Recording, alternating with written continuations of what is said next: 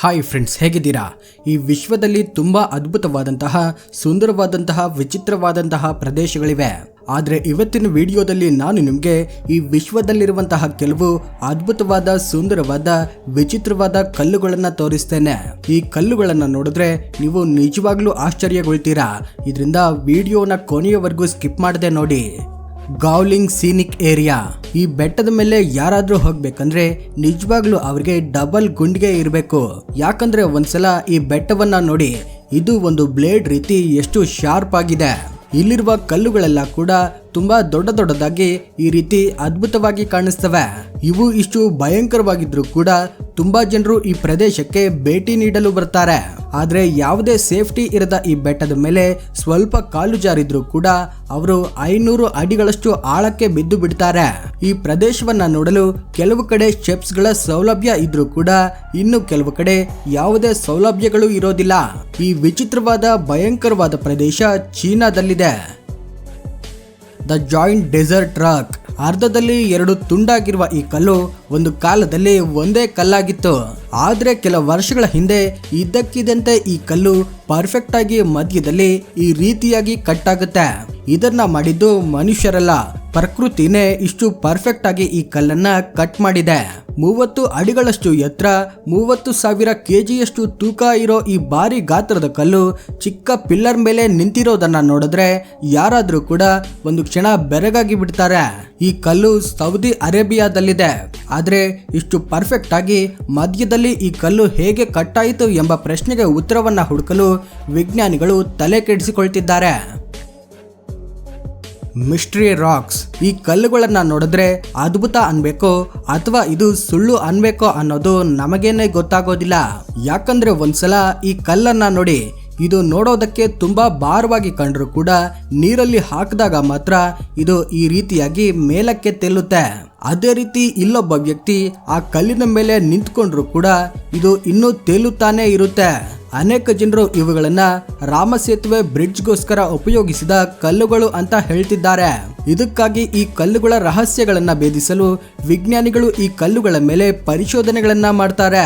ಪರಿಶೋಧನೆಯ ನಂತರ ವಿಜ್ಞಾನಿಗಳು ಹೇಳಿದ್ದೇನೆಂದ್ರೆ ಈ ಕಲ್ಲುಗಳು ಅಗ್ನಿಪರ್ವತದಿಂದ ಬಂದ ಫ್ಯೂಮೆನ್ ಸ್ಟೋನ್ಸ್ ಅಂತ ಹೇಳ್ತಿದ್ದಾರೆ. ಆದ್ರೆ ವಾಸ್ತವವಾಗಿ ಫ್ಯೂಮೆನ್ ಸ್ಟೋನ್ಸ್ ಕೂಡ ನೀರಲ್ಲಿ ತೇಲುತ್ತವೆ.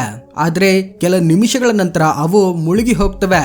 ಆದ್ರೆ ನಾವೀಗ ನೋಡಿದ ಕಲ್ಲುಗಳು ಎಷ್ಟೇ ಹೊತ್ತಾದ್ರೂ ಕೂಡ ಮುಳುಗೋದಿಲ್ಲ. ಸೊ ಇದರಿಂದ ಈ ಕಲ್ಲುಗಳು ಅಗ್ನಿ ಪರ್ವತದಿಂದ ಬಂದ ಕಲ್ಲುಗಳಲ್ಲ ಅಂತ ಹೇಳಬಹುದು. ಇಲ್ಲಿ ಮತ್ತೊಂದು ವಿಚಿತ್ರ ಏನಂದ್ರೆ ಈ ಕಲ್ಲುಗಳಿರೋ ಪ್ರದೇಶ ರಾಮೇಶ್ವರದ ಆಲಯದ ಹತ್ರದಲ್ಲಿ ಯಾವುದೇ ಅಗ್ನಿ ಪರ್ವತಗಳು ಇಲ್ಲ. ಹಾಗಾದ್ರೆ ಈ ಕಲ್ಲುಗಳು ಇಲ್ಲಿಗೆ ಹೇಗೆ ಬಂದವು ಎಂಬ ಸಂದೇಹ ನಮ್ಗೆಲ್ರಿಗೂ ಬರುತ್ತೆ. ಅನೇಕ ಜನರು ಈ ಕಲ್ಲುಗಳು ರಾಮಸೇತು ಸೇತುವೆಗಾಗಿ ಬಳಸಿದ ಕಲ್ಲುಗಳು ಅಂತ ನಂಬುತ್ತಿದ್ದಾರೆ.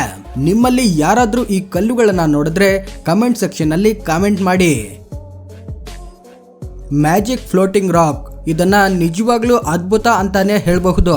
ಯಾಕಂದ್ರೆ 80,000 kgಯಷ್ಟು ತೂಕ ಇರೋ ಈ ಕಲ್ಲು ಚಿಕ್ಕದಾದ 3 ಪಿಲ್ಲರ್ಸ್ ಮೇಲೆ ನಿಂತಿದೆ. ಈ ಕಲ್ಲು ಕೂಡ ಸೌದಿ ಅರೇಬಿಯಾದಲ್ಲಿದೆ. ಆದ್ರೆ ರೀಸೆಂಟ್ ಆಗಿ ಈ ಕಲ್ಲು ಸೋಷಿಯಲ್ ಮೀಡಿಯಾದಲ್ಲಿ ತುಂಬಾ ಪಾಪ್ಯುಲರ್ ಆಗಿದೆ.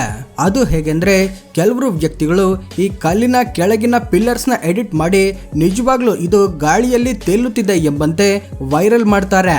ಇಲ್ಲಿ ನೀವು ಕ್ಲಿಯರ್ ಆಗಿ ನೋಡಬಹುದು. ಲೆಫ್ಟ್ ಸೈಡ್ ಅಲ್ಲಿರೋದು ಎಡಿಟೆಡ್ ಫೋಟೋ, ರೈಟ್ ಸೈಡ್ ಅಲ್ಲಿರೋದು ಒರಿಜಿನಲ್ ಫೋಟೋ. Flying rocks. ಚೀನಾದಲ್ಲಿರುವ ಜಾಂಗ್ಜಿಯಾಂಗ್ ನ್ಯಾಷನಲ್ ಪಾರ್ಕ್ ನ ನೋಡಿದ್ರೆ ನಮಗೆ ಖಂಡಿತವಾಗ್ಲೂ ಅವತಾರ್ ಮೂವಿ ನೆನಪಿಗೆ ಬರುತ್ತೆ. ಯಾಕಂದ್ರೆ ಅವತಾರ್ ಸಿನಿಮಾನ ಡೈರೆಕ್ಟ್ ಮಾಡಿದ ಜೇಮ್ಸ್ ಕ್ಯಾಮ್ರೂನ್ ರವರು ಈ ನ್ಯಾಷನಲ್ ಪಾರ್ಕ್ ಅಲ್ಲಿರೋ ಸ್ಟೋನ್ಸ್ ನ ಇನ್ಸ್ಪೈರ್ ಆಗಿ ತೆಗೆದುಕೊಂಡು ತಮ್ಮ ಸಿನಿಮಾದಲ್ಲಿ ಅದ್ಭುತವಾದ ಸೀನ್ ನ ಕ್ರಿಯೇಟ್ ಮಾಡಿದ್ದಾರೆ. ಇವುಗಳನ್ನ ಫ್ಲೈಯಿಂಗ್ ರಾಕ್ಸ್ ಅಂತ, ಲೆವಿಟೇಟಿಂಗ್ ರಾಕ್ಸ್ ಅಂತ, ಹ್ಯಾಂಗಿಂಗ್ ರಾಕ್ಸ್ ಅಂತಾನು ಕರೀತಾರೆ. ಆದ್ರೆ ಈ ಸ್ಥಳವನ್ನ ಹೆಚ್ಚಾಗಿ ಇಷ್ಟಪಡುವವರು ಮಾತ್ರ ಇವುಗಳನ್ನ ಅವತಾರ್ ಮೌಂಟೇನ್ಸ್ ಅಂತ ಕರೀತಾರೆ. ಇಲ್ಲಿ 600 ಅಡಿಗಳಿಂದ ಹಿಡಿದು 3,500 ಅಡಿಗಳಷ್ಟು ಎತ್ತರದ ಕಲ್ಲುಗಳಿವೆ.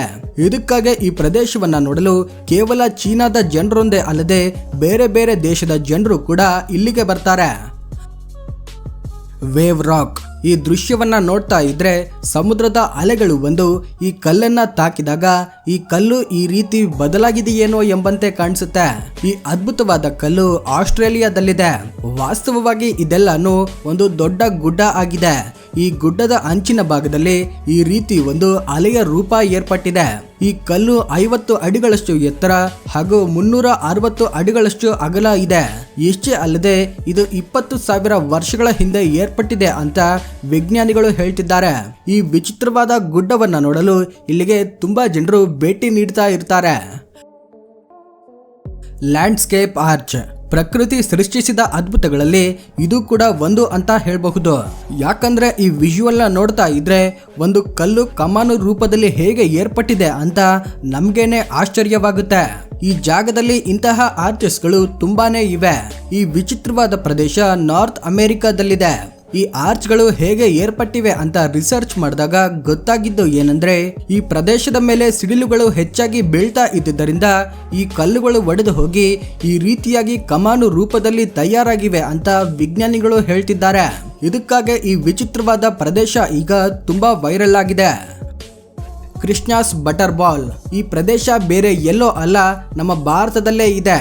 ಅದೂ ನಮ್ಮ ಪಕ್ಕದ ರಾಜ್ಯವಾದ ತಮಿಳುನಾಡಿನ ಮಹಾಬಲಿಪುರದಲ್ಲಿದೆ. ಈ ಕಲ್ಲು ಒಂದು ದೊಡ್ಡ ಗುಡ್ಡದ ಮೇಲಿಂದ ಕೆಳಗಡೆ ಉರುಳುತ್ತಿದ್ದಂತೆ ಕಾಣಿಸುತ್ತೆ.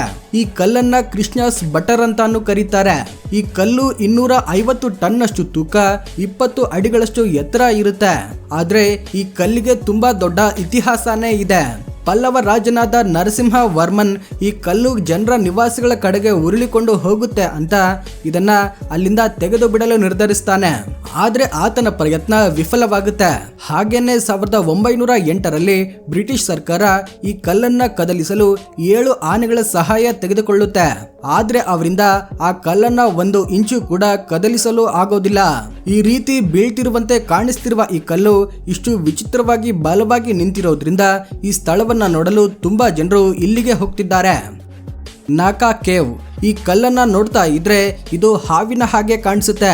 ಇಷ್ಟೇ ಅಲ್ಲದೆ ಇಲ್ಲಿರುವ ಕಲ್ಲುಗಳೆಲ್ಲಾನು ಹಾವಿನ ದೇಹದ ಮೇಲಿರುವ ಪಟ್ಟಿಯ ಹಾಗೆ ಕಾಣಿಸ್ತವೆ. ಹಾಗೇನೆ ಈ ಕಲ್ಲುಗಳ ಆಕಾರನು ಒಂದು ದೊಡ್ಡ ಹಾವು ಮುದಿರಿಕೊಂಡಂತೆ ಕಾಣಿಸುತ್ತೆ. ಆದ್ರೆ ವಾಸ್ತವವಾಗಿ ಇದೊಂದು ಗುಹೆಗಳಿರುವ ಪ್ರದೇಶ ಆಗಿದೆ. ಈ ಪ್ರದೇಶವೆಲ್ಲ ಈ ರೀತಿ ಕಲ್ಲುಗಳಿಂದ ತುಂಬಿ ಹೋಗಿದೆ. ಆದ್ರೆ ಈ ಕಲ್ಲುಗಳು ಹಾವಿನ ದೇಹದಂತಹ ಆಕಾರವನ್ನ ಹೊಂದಿರೋದ್ರಿಂದ ಈ ಗುಹೆ ತುಂಬಾ ಫೇಮಸ್ ಆಗುತ್ತೆ. ಈ ವಿಚಿತ್ರವಾದ ಪ್ರದೇಶನು ಥೈಲ್ಯಾಂಡ್ ಅಲ್ಲಿದೆ. ಗೋಲ್ಡನ್ ರಾಕ್ ಮಯನ್ಮಾರ್ ದೇಶದಲ್ಲಿನ ಪಗೋಡಾ ಅನ್ನೋ ಊರಲ್ಲಿ ಈ ಕಲ್ಲಿದೆ. ಈ ಕಲ್ಲನ್ನ ನೋಡ್ತಾ ಇದ್ರೆ ಇದು ಪ್ರಾಕೃತಿಕವಾಗಿ ಇಲ್ಲಿ ಏರ್ಪಟ್ಟಿದೆ ಅಂತ ನಮ್ಗೆ ಗೊತ್ತಾಗುತ್ತೆ. ಆದ್ರೆ ಈ ವಿಷಯವನ್ನ ಅಲ್ಲಿನ ಸ್ಥಳೀಯರು ನಂಬೋದಿಲ್ಲ. ಈ ಕಲ್ಲು ಈಗಲೂ ಜಾರದೆ ಇರೋದಕ್ಕೆ ಒಂದು ಕತೆ ಇದೆ. ಆ ಕಾರಣದಿಂದಾನೇ ಈ ಕಲ್ಲು ಕೆಳಗಡೆ ಬೀಳ್ತಾ ಇಲ್ಲ ಅಂತ ಅಲ್ಲಿನ ಜನರು ನಂಬುತ್ತಿದ್ದಾರೆ. ಇಷ್ಟಕ್ಕೂ ಆ ಕತೆ ಏನಂದ್ರೆ ಒಬ್ಬ ಬೌದ್ಧ ಸನ್ಯಾಸಿ ಒಬ್ಬ ರಾಜನ ಹತ್ರ ಹೋಗಿ ಒಂದು ಸಹಾಯ ಕೇಳ್ತಾನೆ. ಅವೇನೆಂದ್ರೆ ನನ್ನ ಹತ್ರ ಬುದ್ಧನ ಕೂದಲುಗಳಿವೆ, ಅವನ್ನ ತುಂಬಾ ಭದ್ರವಾಗಿ ಒಂದು ದೊಡ್ಡ ಕಲ್ಲಿನ ಮೇಲೆ ಇಡಬೇಕು ಅಂತ ಆ ರಾಜನ ಸಹಾಯ ಕೇಳ್ತಾನೆ. ಆ ಮಾತಿಗೆ ಒಪ್ಪಿದ ರಾಜ ಆ ಕಲ್ಲಿಗೋಸ್ಕರ ಪ್ರಪಂಚವೆಲ್ಲ ಸುತ್ತುತ್ತಾನೆ. ಕೊನೆಗೆ ತನಗೆ ಬೇಕಾದ ಕಲ್ಲು ಸಮುದ್ರದ ದಡದಲ್ಲಿರೋದನ್ನ ನೋಡ್ತಾನೆ. ಆಗ ತಕ್ಷಣವೇ ಆ ಕಲ್ಲನ್ನ ತಂದು ಈ ರೀತಿಯಾಗಿ ಹೀಗೆ ಈ ಕಲ್ಲಿನ ಮೇಲೆ ಇಟ್ಟು ಬುದ್ಧನ ಕೂದಲುಗಳನ್ನ ಅದರ ಮೇಲೆ ಭದ್ರವಾಗಿ ಇಡ್ತಾನೆ. ಇದಕ್ಕಾಗಿ ಈ ಕಲ್ಲು ಬುದ್ಧನ ಶಕ್ತಿ ಸ್ವರೂಪ ಅಂತ ಇಲ್ಲಿನ ಜನರು ಅದನ್ನ ನಂಬುತ್ತಿದ್ದಾರೆ.